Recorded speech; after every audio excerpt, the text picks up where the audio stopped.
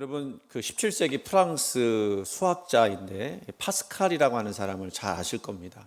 뭐 철학도 했던 사람인데 이 사람이 수학적으로 신앙의 타당성을 증명하려고 했습니다. 그것을 뭐라고 얘기하냐면 파스칼의 내기라고 하는 유명한 논증이 그것인데요. 그 내용이 어떤 거냐면 이제 하나님의 존재 여부와 개인의 믿음이 만났을 때 발생하는 그 시나리오의 손익을 이 수학자이기 때문에 그것도 한번 계산해 봤다는 겁니다. 그 기대값을 계산해 봤다는 거예요. 두 가지 가능성을 우리가 생각해 보는데, 첫 번째는 하나님을 믿는 선택을 했을 때 그 결과, 그 기대값은 어떤 것이냐. 믿음대로 하나님이 만약에 존재한다면 그 결과값은 천국이라고 하는 가장 최상의 이익을 얻게 될 것입니다. 그러나 만약에 하나님이 계시지 않더라도 하나님을 믿어서 손해날 것은 없다. 두 번째는 하나님을 믿지 않는 선택입니다.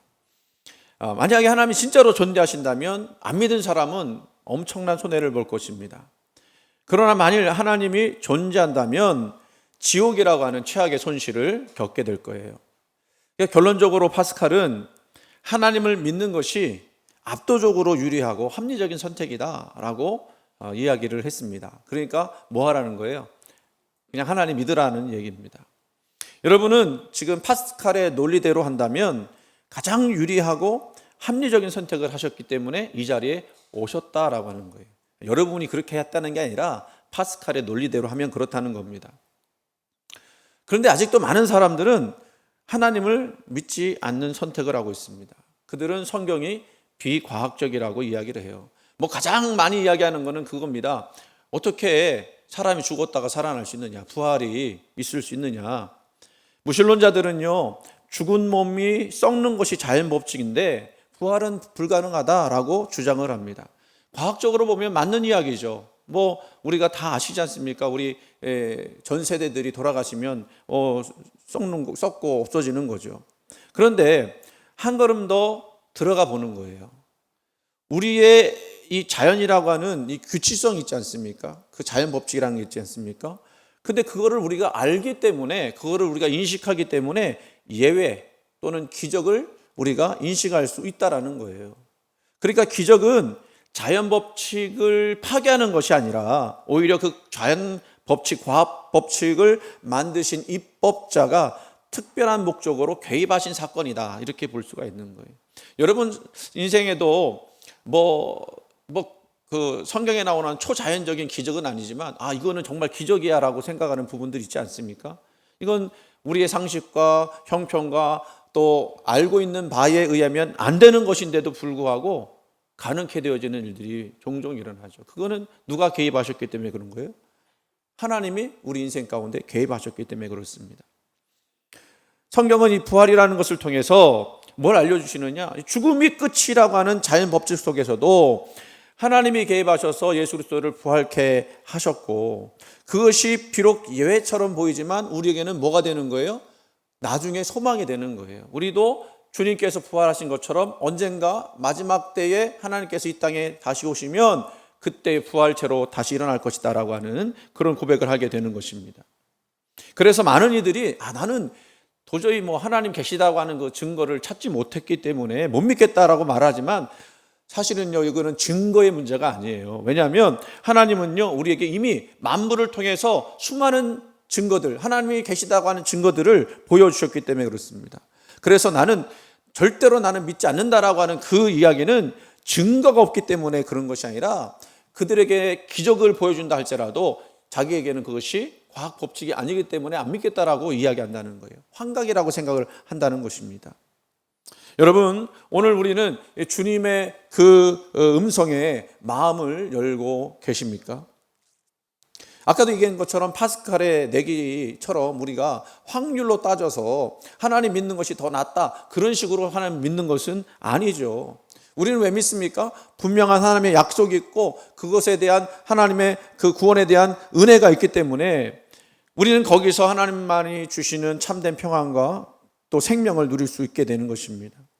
성도 여러분, 그래서 오늘 우리 시간, 우리 교회 주제표이기도 하고 오늘 말씀 내용이기도 한 그 내용 속에 등장하는 한 사람 이야기를 나누려고 합니다. 바로 우리가 잘 알고 있는 의심 많은 도마.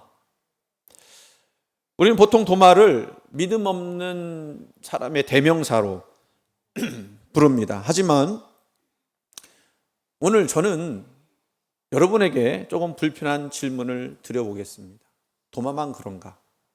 여러분은 정말로 예수님이 부활하셨음을 믿습니까? 아니면 부활하셨다는 정답을 암기하고 있습니까? 우리는 나를 위해서 죽으시고 부활하신 예수님을 고백하며 뜨겁게 신앙생활을 하려고 합니다. 그런데 어느 순간부터 우리 신앙이 머리에서만 맴돌고 있지는 않습니까? 수십 년 교회 다녔기 때문에 모르는 것이 없습니다. 누구보다 똑똑합니다. 그런데 정작 내 삶의 현장에서, 내 고통의 한복판에서 그 믿음의 능력은 나타나지 않는 것 같아요. 기가 눌리고 답답하지 않습니까? 뭔가 기적이라도 일어나서 내 삶을 확 한번 바꿔줬으면 좋겠는데 그런 순간은 일어날 것 같지도 않습니다. 그러니까 정말로 하나님을 나의 하나님으로 경험하지 못하고 있는 거죠. 오늘 이 본문의 도마는 바로 그 갈등에 서 있는 인물입니다. 그가 예수님을 3년 동안 그토록 열심히 죽을 각오로 하며 따랐습니다. 도마가 상상하기로는요, 예수님의 능력과 권세와 힘으로 하면 우리가 겪는 모든 억압과 고통, 억울함을 단번에 해결해 주시리라고 생각을 했을 거예요. 예수님 정도라면. 오병이어의 기적 같은 거 보세요. 수많은 사람들을 먹여 살리지 않았습니까? 한 번쯤은 예수님이 삼손과 같이 힘을 내서 로마의 억압이나 종교인들의 거짓됨을 파괴할 줄 알았습니다.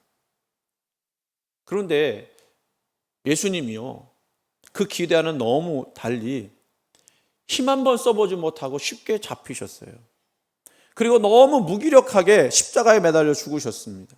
여러분, 어느 누구가 그 모습만 보면서 저렇게 무기력한 존재를 믿을 수 있다고, 따를 수 있다고 그렇게 인정하겠습니까? 그렇지 못할 거예요.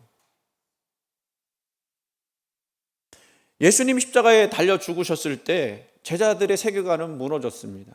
그들이 예수님을 따르려고 했던 그 모든 목적들이 무너졌다는 거예요. 그래서 그들은요, 두려워 떨면서 문을 잠가 버렸습니다.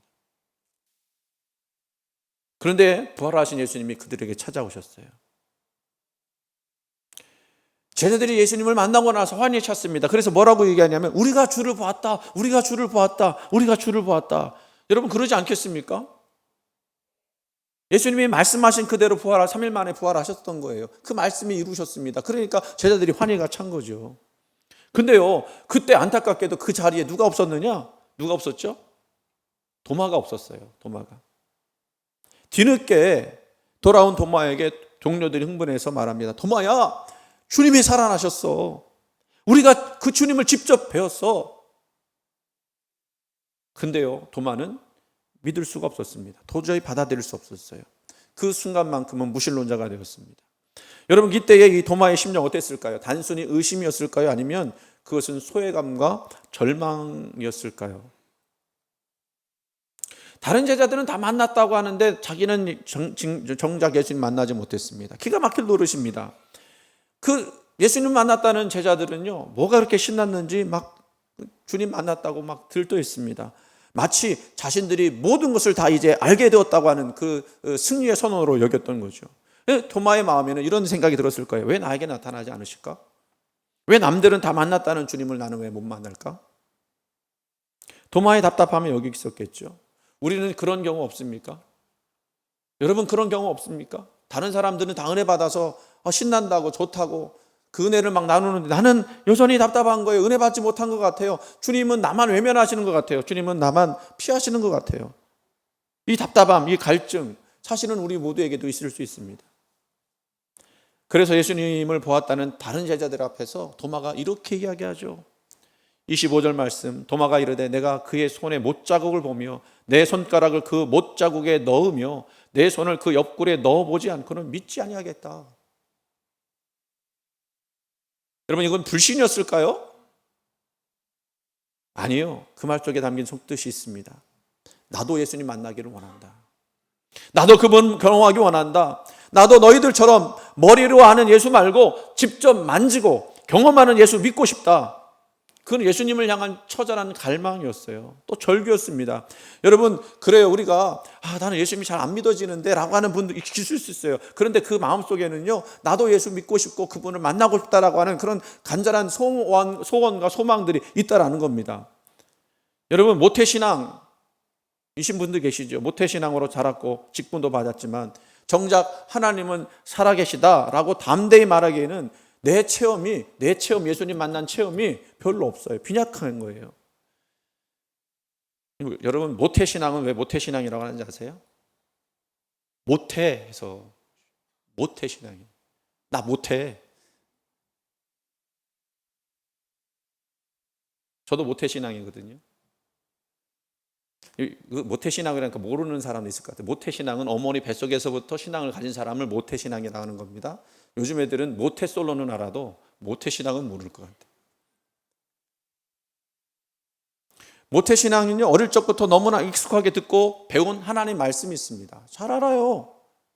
그런데요, 그 잘 알아는 말씀이 언제 한 번이라도 그 말씀의 능력을 본 적이 없다는 거예요. 어른들로부터나 부모로부터도 예수님이 살아계심을 그 부모가 경험하고 체험하고 그래서 그 능력을 행하는 것을 본 적이 없어요. 경험한 적이 없어요. 그렇게 자랐어요. 그런데 그냥 교회는 가정 분위기상 다녀야 하니까 그냥 다니는 사람도 있습니다. 그래서 모태신앙인이요, 진짜 주님 만나기가 쉽지가 않습니다. 그러나요, 모태신앙이요, 주님 만나게 되면 놀라운 일이 벌어지는 거죠. 더 깊이 주님을 갈망하게 되고 더 온전한 신앙으로 서게 됩니다. 왜 그래요?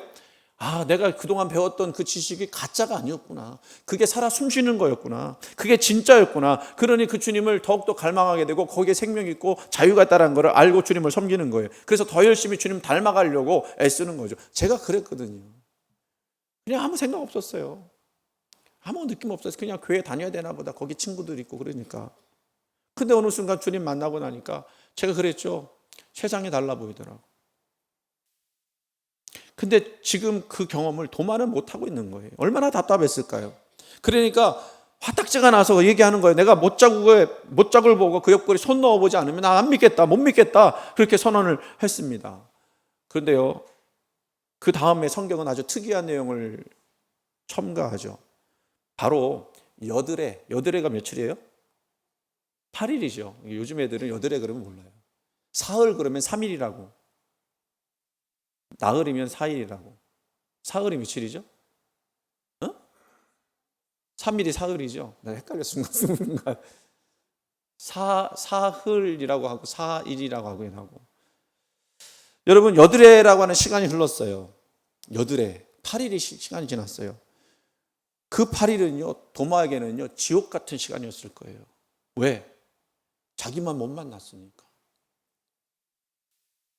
여러분, 예수님이요, 왜 도마에게 즉시 나타나지 않으셨을까요? 왜 8일 동안 기다리게 하셨을까요? 뭐라고 생각하십니까? 뭐 때문에 그렇게 하셨겠어요? 도마가 그 8일 동안 자신의 한계를 직면하도록 만드시기 위해서 그랬던 거예요. 그 8일의 시간은요, 인간의 이성과 논리로 하나님을 파악하려고 했던 도마 자신의 시도가 얼마나 무력한 것인지를 깨닫게 되는 시간이었어요.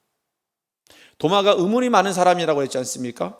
의문이 많다는 그 이야기는요, 생각이 많다라는 얘기예요. 다른 사람보다 다른 사람이 못 보는 것들을 열심히 본다라는 겁니다.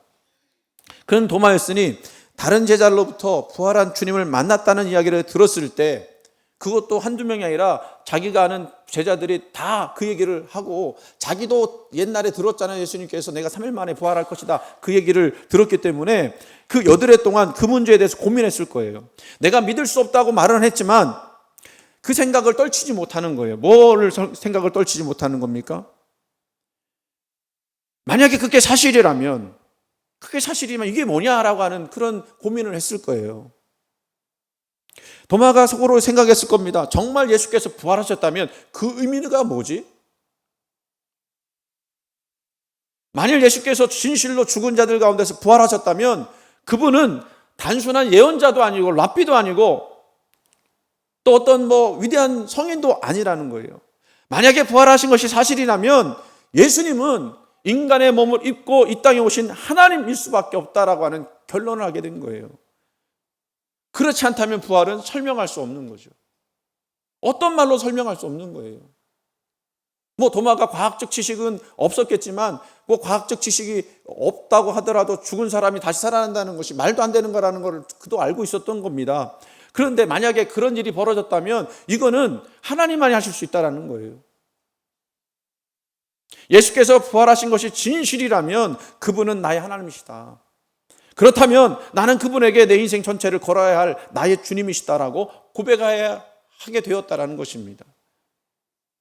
여러분, 우리 인생에도요 8일의 침묵이 있습니다. 그거는 신앙의 성장기예요. 아무것도 일어나지 않지만 그 속에서 하나님이 심령과 생각을 만져주시는 시간이죠. 힘들고 어려운 시간일 수 있어요. 왜? 하나님이 나타나지 않으니까. 구체적으로 설명해 주지 않으니까. 이게 뭐지?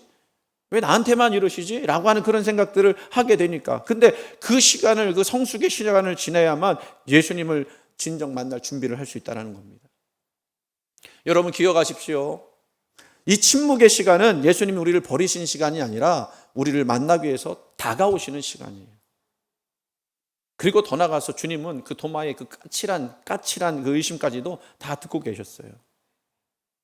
8일 뒤 제자들이 다시 모였을 때 거기에 도마도 이제 함께 참여했습니다. 여전히 문들은 닫혀 있습니다. 아직도 두려움이 있었겠죠. 그때 예수님이 다시 나타나십니다. 먼저 제자들에게 평강을 빕니다. 그리고 곧장 도마에게 다가가십니다. 그런데 주님은요, 너 왜 이렇게 믿음이 없어? 라고 야단치지 않으시고 오히려 도마가 했던 그 말을 그대로 돌려주십니다. 27절 말씀, 도마에게 이르시되 내 손가락을 이리 내밀어 내 손을 보고 내 손을 내밀어 내 옆구리를 넣어보라. 그 다음에 그리하여 믿음 없는 자가 되지 말고 믿는 자가 되라. 이 순간 여러분 도마가 어땠을까요? 우리가 전율이라는 말을 잘 느껴보지 못했지만 도마는 전율했을 겁니다. 전에 주님은 그 자리에 없으셨지만 도마의 고백을 다 듣고 계셨다는 거예요. 도마의 불신과 고통, 그 이성적인 고민을 주님은 다 알고 계시더라는 거예요. 그것만으로도 도마는 충격이었을 거예요. 예수님이 내 얘기를 다 듣고 계셨네. 내 고민을, 내 고통을 그분은 알고 계셨네. 그런데 이제 그 고민을 해결해 주시러 나를 찾아오셨네. 여기 이제 좀 반전이 일어나야 될 것 같죠? 도마가요, 손가락을 내밀어서 그 못자국과 창자국에 손을 넣었을까요? 안 넣었을까요? 넣었을까요? 안 넣었을까요? 여러분 같으면 어떻게 하셨을 것 같아요? 네? 넣었을 거다. 넣었을 거다. 네. 안 넣었을 거다. 예. 근데 여러분, 그 자리에 여러분 있으면 못 넣어요. 왜냐하면 넣는 것보다 더 확실한 체험을 했기 때문에 넣어볼 필요가 없는 거예요. 확인할 필요가 없는 거예요. 제가 생각할 때는 그렇습니다. 물론 넣을 수도 있죠. 성경에 그 얘기는 안 나오니까. 근데 넣지 않았다는 얘기도 없고 넣었다는 얘기도 없어요. 근데 제가 생각할 때는 넣을 필요가 없게 된 거예요.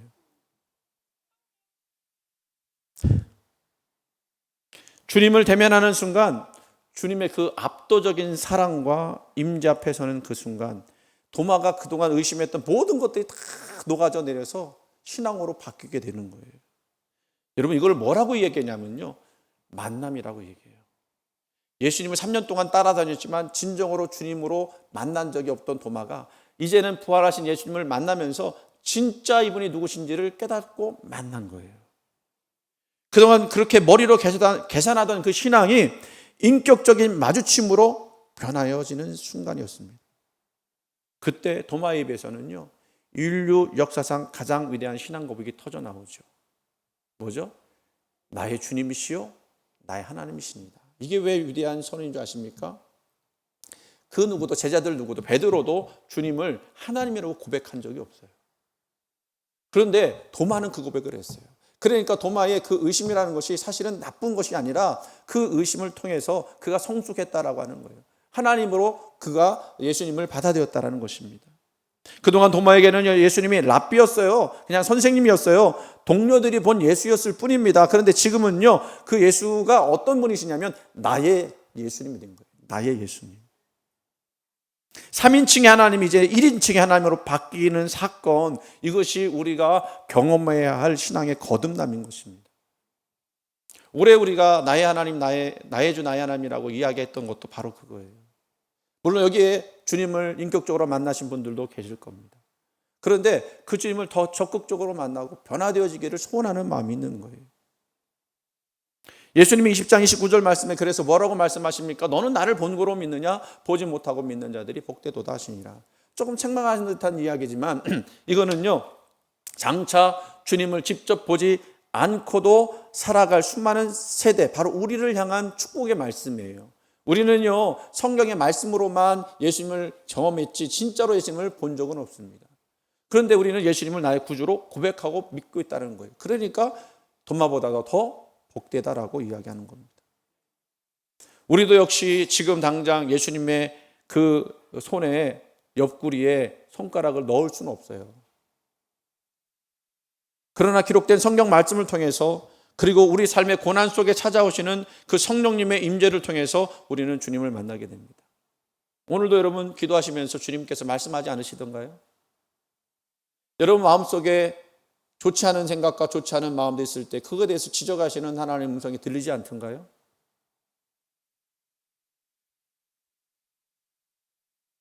그래서 오늘 마지막 31절은요, 이 설교의 결론이기도 하지만 요한복음의 결론이 여기에 기록이 되어 있습니다. 오직 이것을 기록함은 너희로 예수께서 하나님의 아들 그리스도이심을 믿게 하려 함이요 또 너희로 믿고 그 이름을 힘입어 생명을 얻게 하려 함이니라. 아멘. 두 가지 말씀하셨어요. 믿게 하시고 또 생명을 얻게 하시고. 여러분, 성경은요, 단순히 과학적인 지식을 알려주려고, 세상이 어떻게 과학적으로 이루어졌는지, 뭐 부활이 어떻게 과학적으로 됐는지 그걸 알려주는 지식책이 아닙니다.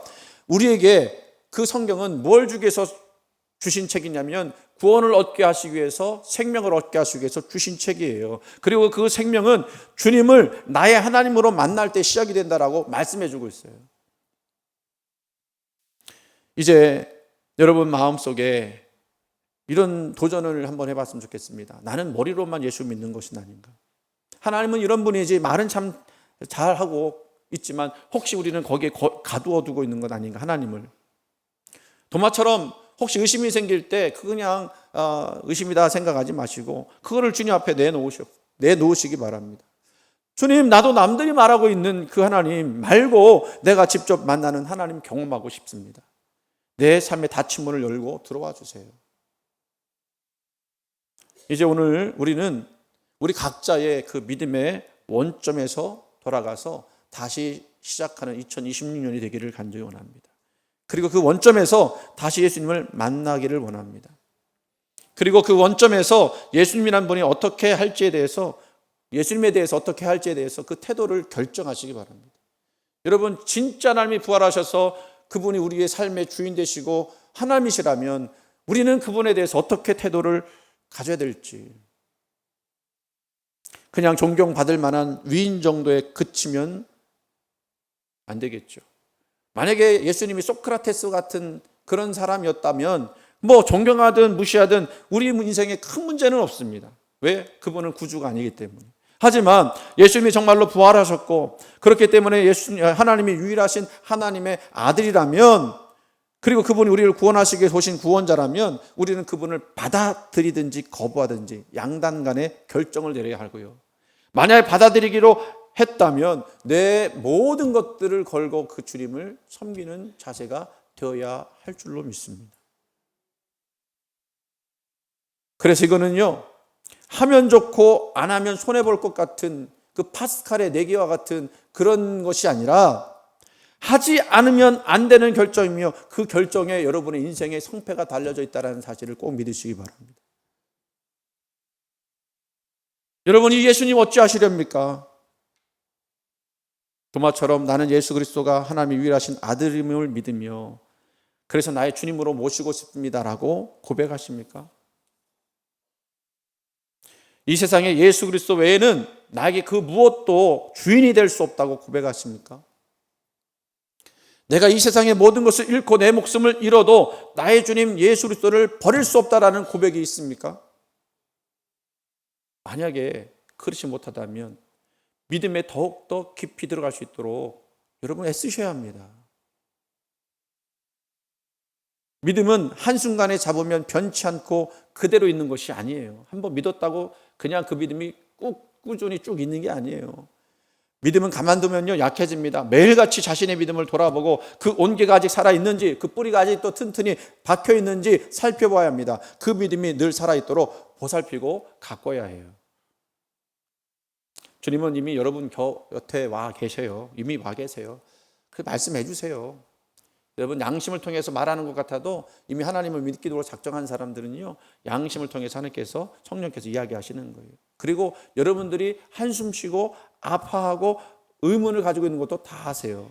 그래서 우리는 그분을 나의 구주라고 의지하면서 내 모든 것들을 고백하는 겁니다. 나의 주 나의 하나님. 이 고백이 여러분의 영혼을 깨우고 여러분의 삶에 진정한 생명을 가져다 줄 믿습니다. 이제는 지식의 종국에서 만남의 신앙으로 나아가는 복된 성도들 되시기를 주님의 이름으로 간절히 축원을 드립니다.